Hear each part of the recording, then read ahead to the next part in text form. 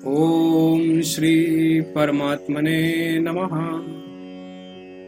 ओम श्री गुरुवे नमः।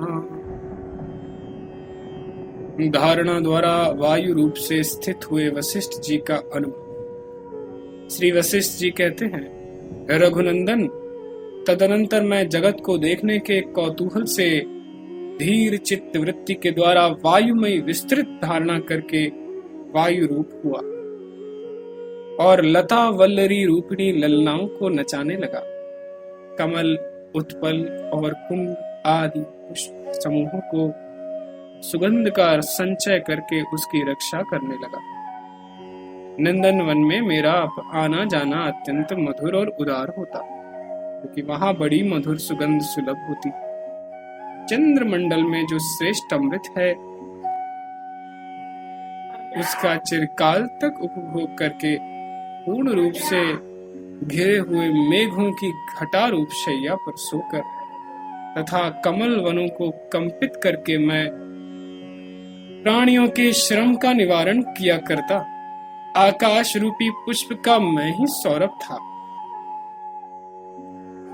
अतएव उसके गुणभूत सभी शब्दों का मैं सहोदर भाई बना। प्राणियों के अंगों और उपांगों में प्रेरक बनकर उनकी नाड़ी रूप नालियों में जलसा हो गया था।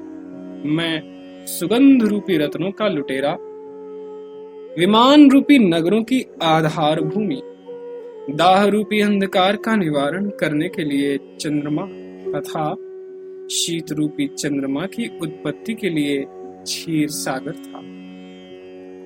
एक ही क्षण में मैं समस्त पर्वतों को उखाड़कर फेंकने में समर्थ। वायु रूप बनकर मैंने 6 प्रकार की क्रियाएं करते करते प्रलय पर्यंत कभी भी विश्राम नहीं लिया। मेरे वे 6 कर्म इस प्रकार थे: हिम और घी आदि को जमा देना, उसका पिंड बनाना और कीचड़ आदि को सुखाना, मेघ आदि को धारण करना, तृण आदि में हलचल पैदा करना, सुगंध को इधर उधर ले जाना तथा ताप को हर लेना।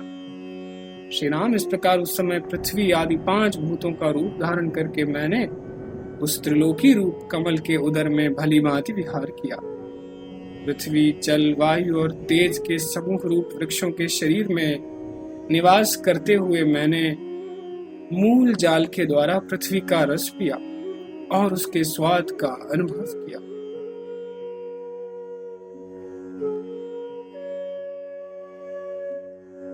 अमृत से पूर्ण घनीभूत अंग वाले तथा चंदन द्रव के समान शीतलता आदि गुणों से सुशोभित चंद्र बिंबों पर जो बर्फ की बनी हुई शैयाओं के समान थे, मैंने अच्छी तरह लोटपोट किया।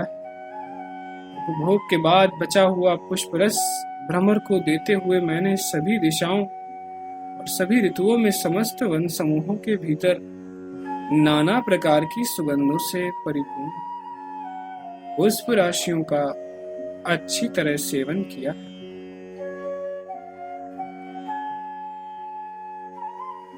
कुमुद, कलहार और कमलों से पूर्ण नलिनी वन में मैंने मधुर बोली बोलने वाली हंसियों के साथ लीला पूर्वक कोमल कलकल नाद किया। रघुनंदन, मेरी कृपा से प्रसन्न हुए सूर्य आदि देवताओं ने शरीर से कृष्ण, रक्त, श्वेत, अश्वेत, पीत एवं हरित वर्णों से हरे वृक्षों की भांति मेरे शरीर में स्थिति प्राप्त की थी। समुद्रों से घिरी हुई तथा 7 द्वीपों के कारण मानो 7 रूप धरने वाली इस भूमि को मैंने अपनी कलाई में कंगन की भांति धारण कर लिया था। श्री राम,